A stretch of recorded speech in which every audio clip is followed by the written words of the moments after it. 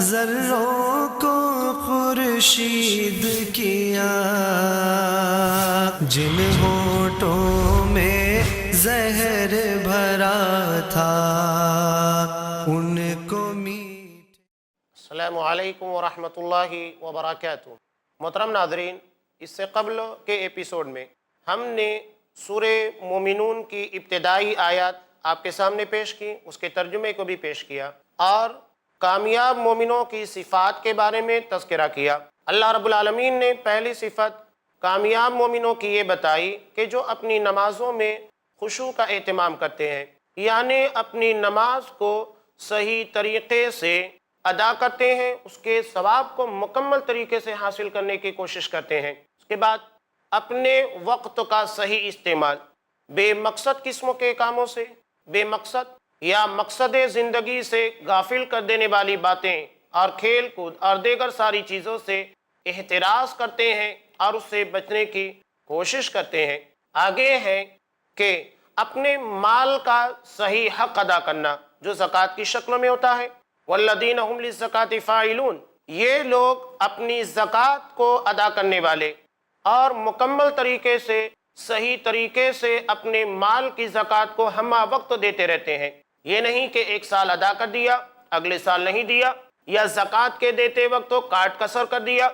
جتنی زکوٰۃ نکلنی چاہیے اتنی نہیں دیا، ایسا نہیں ہے، بلکہ یہ اپنی زکوٰۃ کو مکمل صحیح طریقے سے ہر سال جب بھی اللہ نے ان کو موقع دیا نکالتے رہتے ہیں، اس میں کبھی کوئی کمی نہیں کرتے ہیں، اس لیے کہ زکوٰۃ یہ مال کا حق ہے اور اس کے ذریعے سے سماج اور معاشرے کے غریب، مسکین، محتاج، بیواؤں کی مدد کی جاتی ہے۔ یعنی یہ انسانیت کی ہمدردی کا اور ایک دوسرے کی غمگساری کا ایک شاندار طریقہ ہے، اور آدمی کے دل میں اس بات کا احساس ہے کہ اس جیسے انسان بھی اس دنیا کے اندر ہیں جنہیں اللہ رب العالمین نے مال و دولت سے نہیں نوازا، جو بڑی محنت اور مشقت کرنے کے بعد بھی 2 وقتوں کی روٹی صحیح طریقے سے حاصل نہیں کر پاتے، یا بڑی محنت اور مشقت کرنے کے بعد ان کے پاس اتنا پیسہ نہیں ہو پاتا ہے جو ان کی زندگی کے گزر بسر کے لیے کافی ہو،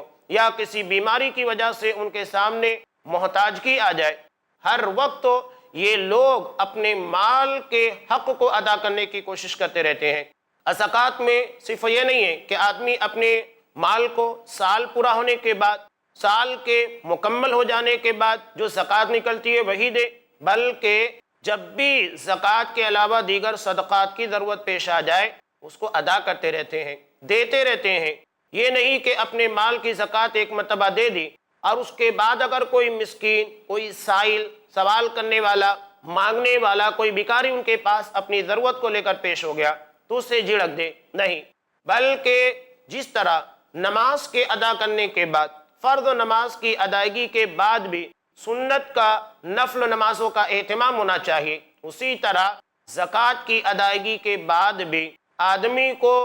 صدقات کا، خیرات کا اہتمام کرتے رہنا چاہیے۔ یہ اس کی زکوٰۃ کی کمی کو مکمل کر دیں گے۔ اگر اس کی زکوٰۃ کے ادائیگی کے اندر کوئی کمی واقع ہو گئی تھی اور اگر نہیں ہے تو پھر یہ اس کے لیے ایکسٹرا زائد نیکی کے کمانے کا ذریعہ ہے۔ اصحاب اکرام کی زندگی اس بات کا منہ بولتا ثبوت ہے کہ وہ صرف اپنی زکوٰۃ کو ادا کرنے والے نہیں، بلکہ جب بھی نبی نے ان سے مال کا مطالبہ کیا یا کوئی سائل، کوئی مانگنے والا ان کے گھر کے پر آ گیا، ان کے دروازے کے پر آ گیا، ہر وقت تو اپنے مال و دولت کے دروازے کو کھلا رکھتے تھے، اپنے دل کے اندر فیاضی اور سخاوت کا مظاہرہ کرنے کا جذبہ رکھتے تھے، کبھی انہوں نے اس کو بند نہیں کیا، ہم وقت دینے کے لیے تیار۔ تو یہ زکوٰۃ، نماز کے ذریعے آدمی اپنی عبادت کا دھیان رکھتا ہے، اور اس کے بعد آدمی اپنے وقت کی قیمت اور اہمیت کو پہچانے، اور اس کے بعد دوسرے انسانوں کے درد کو محسوس کرے، تاکہ کسی بھی طریقے سے کوئی آدمی محتاج نہ رہنے پائے، کسی طریقے سے کوئی محتاج ہے، پریشان ہے، تو یہ اپنے مال و دولت کے ذریعے اس کی مدد کر سکے۔ اب آگے اپنے نفس کی خواہش کے بارے میں بات آ رہی ہے، اور یہاں پر اکثریت گمراہی کا شکار ہوتی ہے، جیسا کہ بہت سارے لوگ مال کے نہ ملنے کی وجہ سے، لالچ ہے، چوری ہے، ڈکیتی ہے اور دیگر جرائم کو انجام دینے کی کوشش کرتے ہیں کہ کسی طریقے سے مال کو حاصل کر لیا جائے۔ آگے چل کر جو بات ہے وہ نفس کی ہے، خواہشات نفسانی کی۔ یہاں پر بھی بہت سارے لوگ گمراہی کا شکار ہو جاتے ہیں۔ جس طرح مال کے کمانے کے تعلق سے، مال کے حاصل کرنے کے تعلق سے افراط و تفریط کا شکار ہیں، اسی طرح اپنے نفس کے خواہش کے تکمیل کرنے کے معاملے میں، پورا کرنے کے معاملے میں بھی آدمی افراط و تفریط کا شکار ہو جاتا ہے اور غلط جگہ سے اپنی اس مراد کو اور اپنی اس خواہش کو پورا کرنے کی کوشش کرتا ہے، جو شریعت اسلامیہ کی نگاہ میں انتہائی سخت قسم کا گناہ ہے۔ اللہ رب العالمین نے کہا یہ اپنے نفس کے پر کنٹرول رکھنے والے، اپنے شرمگاہوں کے محافظ ہیں، سوائے اپنی بیوی اور اپنی لونڈیوں کے۔ اس کے علاوہ اگر کوئی اپنی شرمگاہ کا استعمال کرتا ہے تو یہ حد سے تجاوز کرنے والے باغی قسموں کے لوگ ہیں۔ اللہ کے یہاں ان لوگوں کو مجرم شمار کیا جائے گا۔ نبی کریم صلی اللہ علیہ وسلم نے اس ضمن میں بہت پیاری بات کہی اور آپ سے سوال بھی کیا گیا تھا، جیسا کہ مشہور روایت ہے، وعن ابی ہریرہ رضی اللہ تعالی عنہ قال سئل رسول اللہ صلی اللہ علیہ وسلم عن اکثر ما يدخل الناس الجنہ قال تقوى اللہ وحسن الخلق، وسئل عن اکثر ما يدخل الناس النار قال الفم والفرج، رواہ الترمذی فی ابواب البر والصلہ۔ اس روایت کو حضرت امام ترمذی رحمۃ اللہ علیہ جہاں پر رشتہ داری کو جوڑنے اور نیکی کو ادا کرنے، نیکی کو حاصل کرنے کا چیپٹر قائم کیا ہے، وہاں حضرت ابو ہریرہ رضی اللہ تعالیٰ عنہ سے روایت کیا، کہتے ہیں کہ نبی کریم صلی اللہ علیہ وسلم سے سوال کیا گیا۔ سوال کیا تھا؟ ان اکثر ما يدخل الناس الجنہ، اللہ کے رسول یہ بتائیے کہ کون سے اعمال ہیں، کون سی صفات، نیکیاں ہیں جس کی بنیاد پر زیادہ تر لوگ اللہ کی جنت میں داخلہ لیں گے، جس کی بنیاد پر داخل ہونے والے۔ یہ اصحاب کرام کا انداز سوال تھا۔ وہ ہمیشہ اپنی منزل اور اپنے نشانے اور جنت کی جانب رواں دواں تھے اور اسی کے پر ان کی نظر رہا کرتی تھی۔ وہ کہیں اور اپنے سوچ کو اور اپنی فکروں کو نہیں لگایا کرتے تھے، صرف اپنی منزل کے حاصل کرنے کے لیے، اپنے مقصد کو پانے کے لیے ان کی زندگی لگی ہوئی تھی، اور سوال بھی اسی مقصد کے تعلق سے تھا کہ اللہ کے رسول یہ بتائیے کہ کن اعمال کی بنیاد کے پر آدمی زیادہ تر اللہ کی جنت کا مستحق بنے گا۔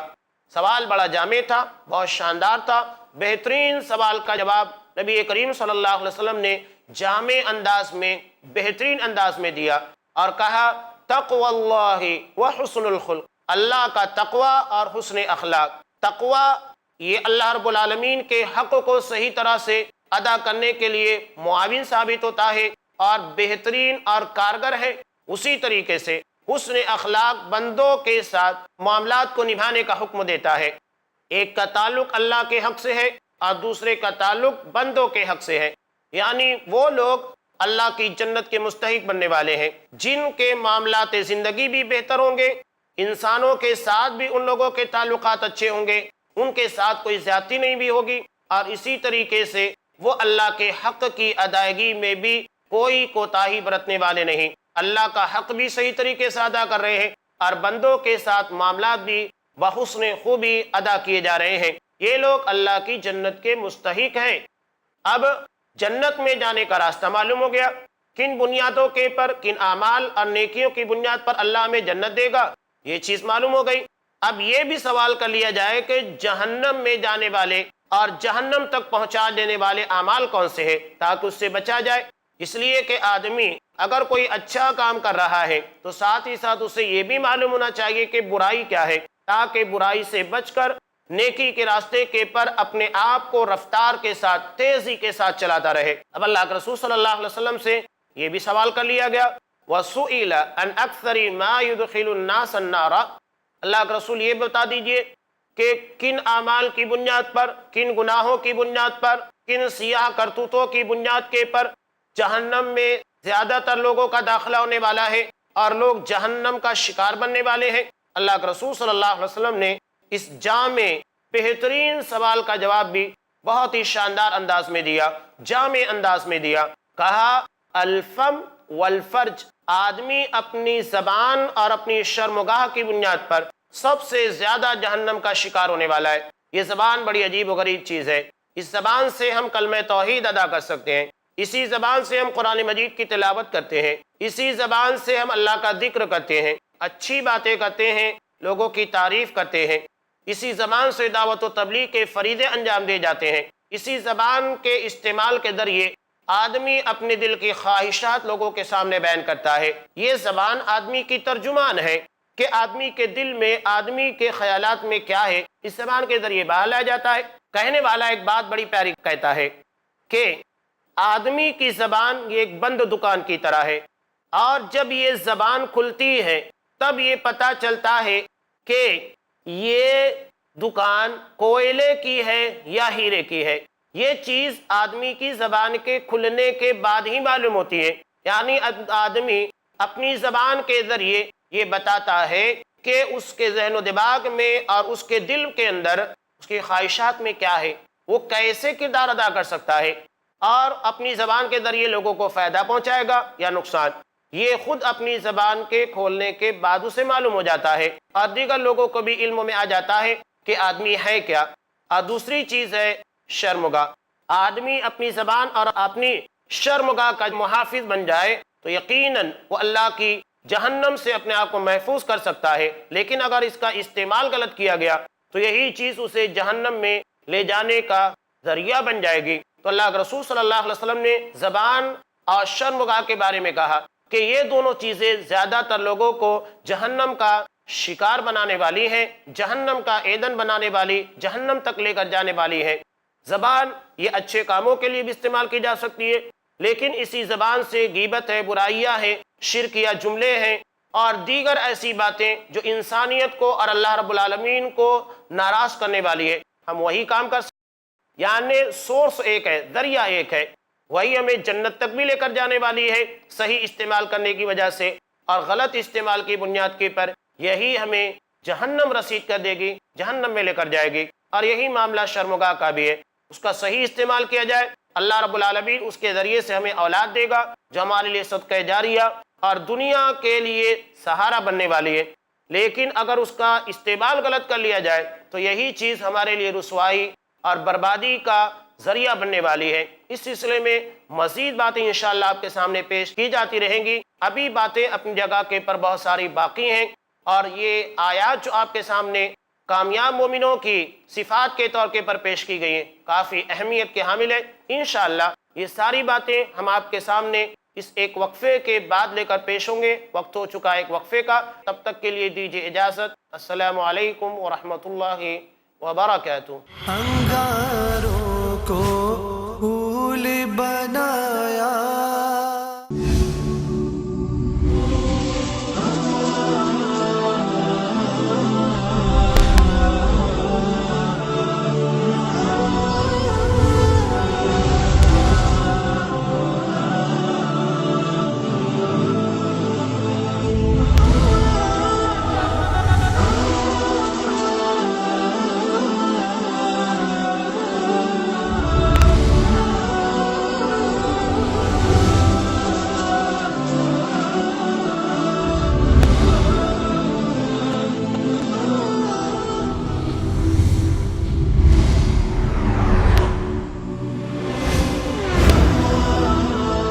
ان تمام موضوعات کی کرنے وضاحت آ رہے ہیں نان سٹاپ ایڈوکیٹ فیض سید، 14 مئی سے ہر اتوار رات 8 بجے صرف i+ ٹی وی پر۔ بہتر زندگی کے لیے خوشگوار زندگی کے اصول جانیے۔ شیخ رضا اللہ عبد الکریم مدنی سے آج کی ٹینشن بھری زندگی میں اپنے آپ کو خوش رکھنے کے اسلامی اصول، ہر بدھ رات 8:30 بجے صرف i+ ٹی وی پر۔ بہتر زندگی کے لیے اپنے DTH اور کیبل آپریٹر سے آج ہی سمپرک کریں۔ Free to year. انگاروں کو پھول بنایا۔ السلام علیکم ورحمۃ اللہ وبرکاتہ۔ محترم ناظرین، وقفے سے قبل ہم آپ کے سامنے کامیاب مومنوں کی صفات میں سے ایک اہم صفت کے پر بات کر رہے تھے، اور وہ تھی کہ جو مومن اپنی शर्मगाहों के मुहाफिज हैं और उसका इस्तेमाल सही जगह के पर करते हैं। इस ज़िम्न में इमाम तिरमिज़ी रहमतुल्लाह अलैह ने एक रिवायत को नकल किया। हम उस रिवायत को आपके सामने पेश कर चुके हैं कि आदमी को जन्नत में सबसे ज़्यादा ले जाने वाली चीज़ें ये तक़वा होगा और हुस्न अखलाक होगा। उसके बरखिलाफ जहन्नम में ले जाने वाली चीज़ों में सबसे ज़्यादा जो चीज़ है वो आदमी की ज़बान और उसकी शर्मगाह है। आदमी अपनी ज़बान से नेकी के काम करता है, लेकिन अगर उसी ज़बान का गलत इस्तेमाल किया जाए तो ये उसे जहन्नम के रास्ते के पर लगा देती है। ये अल्लाह के ज़िक्र के काम आती है। वहीं अगर इसका गलत इस्तेमाल किया जाए ये बुराइयों के बयान करने में और गीबतें, चुगली, झूठ बोलने में ही इसका इस्तेमाल किया जा सकता है। ये हमारे इख्तियार में है कि हम इसका इस्तेमाल कैसे करें। और वही मामला शर्मगाह का है कि अगर हम इसके ज़रिए इसका इस्तेमाल सही करें, अगर हम इसका इस्तेमाल सही करते हैं तो अल्लाह रब्बुल आलमीन हमें औलाद देगा जो हमारे लिए बाइस फ़ख्र है, सदक़ा जारियाँ है, हमारे नाम के रोशन करने का ज़रिया है। लेकिन उसका गलत इस्तेमाल हमारी बदनामी, हमारी रुसवाई, यहाँ तक कि समाज और मुआशरे में अपनी गर्दन के झुका देने का ज़रिया बना देती हैं। तो ये मसला है सही और गलत का, क्या आप उसको सही इस्तेमाल करते हैं या गलत इस्तेमाल करते हैं, ये आपके पर मुनहसिर है। सही इस्तेमाल करेंगे फ़ायदा आपके सामने, गलत इस्तेमाल करेंगे नुकसान भी आपके सामने। नबी करीम सल्लल्लाहु अलैहि वसल्लम ने इसलिए इसके सही इस्तेमाल की ज़मानत लेने वाले के ताल्लुक़ से एक बहुत ही अहम बात कही है जो मैं आपके सामने नकल करने जा रहा हूँ। वअन सहल इब्न साद रज़ियल्लाहु तआला अन्हु क़ाल क़ाल रसूलुल्लाह सल्लल्लाहु अलैहि वसल्लम मन यज़मन ली मा बैन लहयैहि व मा बैन रिजलैहि अज़मन लहुल जन्नह रवाहुल बुखारी फ़ी किताब रिक़ाक़। इस रिवायत को हज़रत इमाम बुखारी रहमतुल्लाह अलैह जहाँ दिलों को नर्म कर देने वाली चीज़ों का चैप्टर कायम किया है, वहाँ हज़रत सहल बिन साद रज़ियल्लाहु तआला अन्हु से रिवायत किया। कहते हैं कि नबी करीम सल्लल्लाहु अलैहि वसल्लम ने इरशाद फरमाया मन यज़मन ली मा बैन लहयैहि, कि जो मुझे ज़मानत देता है, गारंटी देता है, मा बैन लहयैहि, जो उसके दो जबड़ों के दरमियान है यानी ज़बान की, व मा बैन रिजलैहि, और जो उसकी दो टांगों के दरमियान है यानी शर्मगाह की, अब मन लहुल जन्नह, मैं उसे जन्नत की ज़मानत देता हूँ। यानी आदमी अगर अपनी ज़बान और शर्मगाह का मुहाफिज बन जाए, गलत इस्तेमाल में ना लाए, तो नबी इस बात की ज़मानत दे रहा है कि ये अल्लाह की जन्नत का मुस्तहिक है। बताइए कि दो चीज़ों के पर कंट्रोल ये हमें अल्लाह की जन्नत का मुस्तहिक बना दे रहा है। ये दो सोर्स हैं, दो ज़रिए हैं जो अल्लाह रब्बुल आलमीन की जन्नत को हासिल करने के लिए मुआविन साबित हो सकते हैं और इसी के ज़रिए से हम अल्लाह की जन्नत के मुस्तहिक बन सकते हैं। लिहाजा इन चीज़ों के पर बड़ी कड़ी नज़र रखी जाए और इसकी ज़मानत नबी को दे दी जाए और उसकी बुनियाद पर अल्लाह रब्बुल आलमीन की जन्नत हमारा इंतज़ार कर रही है। यहाँ जब निकाह के ताल्लुक़ से शर्मगाह के मुतालिक बातें चल रही हैं, लोगों के अकायद और लोगों की बातें और फ़िक्र अलग अलग है। कुछ लोगों ने शर्मगाह के ताल्लुक़ से, ख्वाहिशात नफ्स के ताल्लुक़ से अपनी थ्योरी पेश की। वो कहते हैं कि तीन चीज़ें ये अपना हक़ वसूल कर लेती हैं और ये इंसान की बुनियादी ज़रूरत है। एक है खाना पीना, दूसरे नींद और तीसरे अपने नफ्स की ख्वाहिश का पूरा करना। अब इन लोगों का ख्याल ये है और सोच ये है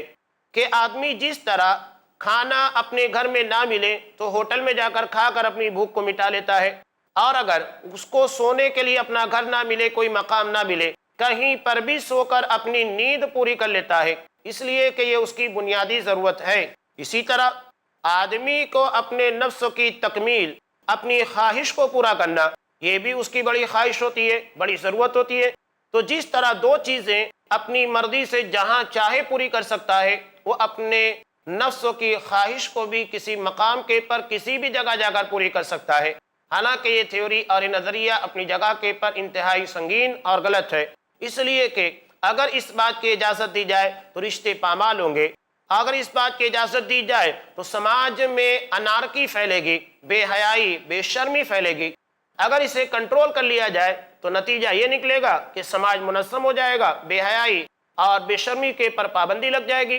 जैसा कि आदमी अगर उसे खाने की ज़रूरत है, इसका मतलब ये नहीं है कि किसी के भी घर में घुसकर खाना खा ले, یا کسی کے بھی مال کو لوٹ کر کھانا کھا لے، ایسا نہیں ہے، بلکہ اس کے لیے قانون ہے۔ تو اللہ رب العالمین نے بھی اپنے نفس کی خواہش کی تکمیل کے لیے قانون بنایا ہے۔ اس قانون کو اگر توڑا گیا تو نتیجہ بڑا بھیانک نکلے گا۔ جس طرح کے لوگوں کے مال اور دیگر چیزوں کے پر غلط طریقے سے قبضہ کیے جانے کی بنیاد کے پر شر اور فساد برپا ہو سکتا ہے، اسی طرح اپنے خواہش کی تکمیل کے لیے اگر غلط طریقہ استعمال کیا گیا تو اس کے نتائج بھی بہت ہی بھیانک اور بہت ہی خطرناک ثابت ہونے والے ہیں۔ اب نکاح کے تعلق سے 3 نظریات ہمارے سامنے آتے ہیں۔ ایک تو یہ ہے کہ آدمی نکاح کے ذریعے اپنی خواہش کو پورا کرے۔ دوسرا نظریہ آتا ہے کہ اپنی خواہش کو پورا کرنے کے لیے مکمل آزاد ہو جائے، نکاح کو استعمال نہ کرے، جہاں من میں آئے وہاں سے استعمال کرے۔ اور تیسرا نظریہ یہ ہے کہ مکمل طور کے پر وہ اپنے نفس کو دبا دے اور نفس کی اور خواہش کی تکمیل سے اپنے آپ کو روک لے۔ یہ نظریات ہیں۔ اسلام نے ان تینوں نظریات میں سے ایک اہم اور جس کو عدل پرستانہ کہہ سکتے ہیں، جو عدل کے پر مبنی ہے، اس نظریے کو اہمیت دی، جس کو ہم نکاح کے ذریعے تعبیر کرتے ہیں۔ یعنی ایک آدمی مکمل قانون کے طور کے پر، اصول کے طور کے پر، عدل و انصاف کے تقاضوں کے مطابق اپنے نفس کی خواہش کی تکمیل کے لیے کوششیں کرتا رہے، اور اپنے نفس کی تکمیل کے لیے، اپنی خواہش کی تکمیل کے لیے ایک قانون کے مطابق چلائے، تاکہ کسی طریقے سے کوئی شر اور فساد نہ پیدا ہونے پائے۔ اس تعلق سے آپ دیکھیے حضرت عائشہ صدیقہ رضی اللہ تعالیٰ عنہ سے مروی ایک روایت، جسے امام بخاری رحمۃ اللہ علیہ نے کتاب النکاح میں نقل کیا ہے، کہ اگر لوگوں کو آسمانی ہدایت نہ دی جائے، رب العالمین کی طرف سے ہدایت کے پروانے نہ دیے جائے، تو نتیجے کیسے نکلتے ہیں؟ یہ کہتی ہیں کہ جاہلیت میں اسلام کے آنے سے قبل 4 طرح کے نکاح کے طریقے رائج تھے۔ ایک تو معروف طریقہ تھا، یعنی لڑکے والا یا لڑکی والے یہ اگر کسی کو پسند کر لیں تو پیغام نکاح دیں، اور دونوں طرف کے سرپرست حضرات، ذمہ دار حضرات بیٹھ کر ان دونوں کے معاملات کو طے کریں، اور قانونی بندھن کے اندر، نکاح کے بندھن کے اندر دونوں کو جوڑ دیا جائے۔ اسلام نے اس چیز کو برقرار رکھا، لیکن اس کے علاوہ 3 اور طریقے تھے جو نکاح کے تھے، جس کو اسلام نے ختم کر دیا۔ اس میں سے ایک طریقہ تھا جس کو استبضاء کہتے ہیں، یعنی ایک آدمی اپنی عورت کو جب کہ وہ مہرواری سے فارغ ہو جایا کرتی تھی، سماج کے کسی معزز اور نامور نامچین آدمی کے پاس بھیجتی تھی، تاکہ اس کے ساتھ تعلق کو قائم کرے، اور جب اسے یقین ہو جاتا کہ اس کی بیوی حاملہ ہو چکی ہے تو اگر وہ اپنی مرضی سے چاہتا تو اپنی بیوی سے تعلق قائم کرتا، ورنہ نہیں کرتا۔ یہ اس لیے کیا جاتا تھا تاکہ بچہ بہت ہی عمدہ پیدا ہو، اچھے آدمی کے ذریعے پیدا ہو، اور جو سماج کا نامور اور نامچین ہے۔ یہ تو وہی جانوروں کی طرح حرکتیں تھیں کہ جس طرح آدمی اعلیٰ نسل کے جانور کے لیے اچھے جانور کے ذریعے تعلق قائم کراتا ہے تاکہ ویسی نسل پیدا ہو، یہ جانور اور بہیمانہ حرکت تھی، جانوروں کی طرح حرکت تھی۔ دوسرا طریقہ اس کے علاوہ جو تھا وہ یہ تھا کہ 10 آدمیوں سے کم کی جماعت یہ ایک ہی عورت سے تعلق قائم کرتے اور ان کے سمبند ہوا کرتے تھے۔ بچہ پیدا ہونے کے بعد یہ عورت ان سارے مردوں کو بلاتی، بلانے کے بعد اپنی مرضی سے جس مرد کی جانب اس بچے کو منسوب کرنا چاہتی منسوب کر دیتی، اور کسی کو مجال نہیں تھا کہ انکار کر سکے، بلکہ اس کی بات کو ماننا ہی پڑتا تھا، اور وہ بچہ اسی کی جانب منسوب کر دیا جاتا، اسی کا بچہ مانا جاتا تھا۔ بتائیے ایک ہی عورت سے جب تقریباً 9 آدمی تعلق قائم کیے ہوئے ہیں، وہ بچہ کس کا ہے یہ کیسے کہا جا سکتا ہے؟ اور یہ عورت کی مرضی کے پر منحصر ہوتا تھا کہ وہ جس کے تعلق سے بھی یہ حکم دے دے یہ اس کا بچہ ہے، اسی کی جانب اس کا نام لگا دیا جاتا، اسے منسوب کر دیا جاتا تھا۔ اور اس کے بعد ایک اور طریقہ تھا جو اپنے گھروں کے پر جھنڈیاں لگا کر رکھتی تھی، اور کسی بھی آنے والے مردوں کو روکا نہیں کرتی تھی، ہر کوئی آتا اور اس سے اپنی ضرورت کو پورا کر کے چلا جاتا۔ اب جب اس کے یہاں پر بچے کی ولادت ہوتی تو پھر قیافہ شناس کو بلایا جاتا، جو کہ اپنے علم کے اور اپنی ذہانت کے بلبوتے کے پر یہ فیصلہ کرتا کہ بچہ کس کا ہے، تو اس بچے کو اس کی جانب منسوب کر دیا جاتا۔ یہ طریقہ تھا نکاح کا۔ 4 طریقے تھے جس میں سے اسلام نے باقی 3 طریقوں کو، یعنی اپنی بیوی کو کسی مرد کے پاس بھیجنا، یا 10 لوگوں سے کم کی جماعت ایک عورت سے تعلق قائم کرے، اور اس کے بعد بچہ پیدا ہونے کے بعد عورت جس کی جانب اس بچے کو منسوب کر دے مانا جائے، یا سارے مردوں سے تعلق قائم رکھنے والی عورت، اس کے ذریعے بچہ پیدا ہونا اور اسے کسی کی طرف قیافہ شناس کے ذریعے منسوب کیا جانا، ان تینوں نکاح کے طریقے کو باطل قرار دیا گیا، اس لیے کہ اس میں آدمی کی غیرت اور عورت کی عزت کو نیلام کیا جا رہا ہے، اور عورت کو کھلونا بنا لیا جا رہا ہے، نہ ہی مردوں کے حقوق کا صحیح طرح سے خیال ہے اور نہ ہی عورت کے حقوں کو صحیح طریقے سے نبھایا جا رہا ہے۔ ان تینوں نکاحوں کے پر پابندی لگا دی گئی۔ اس کے علاوہ بھی نکاح کے دیگر طریقے بھی تھے، ان طریقوں کے پر بھی اسلام نے پابندی لگا دی، جیسا کہ نکاح متعہ ہے، اور بھی دیگر طریقے ہیں جو آدمی کی خواہشات کی تکمیل کے لیے اور اپنے نفسوں کی مراد کو پورا کرنے کے لیے ہو سکتے تھے۔ اسلام نے ان سارے طریقوں کے پر پابندی لگا دی، اس لیے کہ اصل میں ان سارے طریقوں کے اندر عورت ذات کے پر ظلم تھا اور زیادتی تھی، اور سماج کے نظم کو بکھیرنے والے اعمال پائے جاتے تھے۔ انشاءاللہ نکاح متعہ یا اس طرح کے دیگر ذرائع جن کے پر اسلام نے پابندی لگائی ہے، ہم اس کے تعلق سے بات جاری رکھیں گے، چونکہ وقت ہو چکا ہے اس ایپیسوڈ کے اختتام کا۔ انشاءاللہ آئندہ ایپیسوڈ میں آپ کے سامنے وہ باتیں رکھی جائے گی کہ اسلام نے کس قدر عادلانہ نظام قائم کیا تاکہ عورت ذات کے پر کوئی ظلم نہ ہونے پائے، اور آدمی اپنے سماج، اپنے گھر، اپنے فیملی کو منظم کر سکے۔ یہی اسلام کی بہترین خاصیتوں میں سے ایک خاصیت ہے کہ وہ سماج کو مرتب کرنا چاہتا ہے، مضبوط کرنا چاہتا ہے، اسے بکھرنے سے بچاتا ہے۔ اللہ رب العالمین ہمیں اسی طریقے کے پر چلنے کی توفیق دے۔ انشاءاللہ ہم یہ چیزیں لے کر آپ کے سامنے آئندہ ایپیسوڈ میں حاضر ہوں گے۔ تب تک کے لیے دیجیے اجازت۔ السلام علیکم ورحمۃ اللہ وبرکاتہ۔ انگاروں کو پھول بنایا، ذروں کو خورشید کیا، جن ہونٹوں میں زہر بھرا تھا ان کو میٹھے بول دیے، جن ہونٹوں میں زہر بھرا تھا۔